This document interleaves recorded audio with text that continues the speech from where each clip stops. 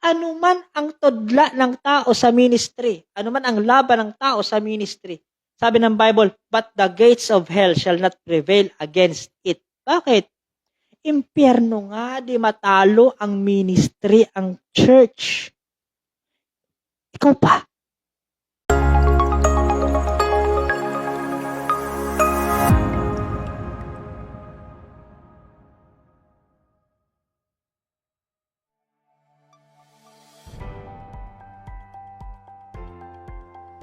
Tayo pa? Tao lang? Noon nga, noong Dark Ages, walang nagawa ang mga taong against sa gawain ng Diyos. Almost 50 million people died na pinaglaban ng gawain. At hanggang ngayon may perpetuity, nagpapatuloy pa rin ang gawain. Bakit? Hindi natalo. Tapos ikaw, laban yung bandit, titirahin mo ang gawain, mga kapatid. Di mo kaya, mga kapatid. Mahihirapan ka lang.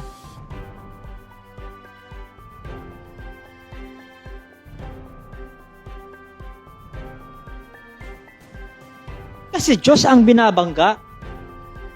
Kagaya sa Israel, kagaya may sasabi na, hindi naman nakakapihan ng Diyos yan kasi nung pang Old Testament yan. Bakit? Pangako ng Diyos yan. Ang Diyos nangako. Pangako ng Diyos yan. Lalo na sa kanyang church. Anong pangako niya? Anong promise niya? But the gates of hell shall not prevail against it. Impyerno pa yan, ha? Ikay tao.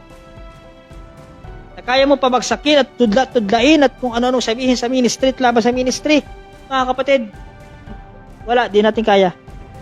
Manlulupay-pay ka lang. Baka kung ano pa mangyari sa atin, mga kapatid. Si Diyos ang kinakalaban natin. Amen?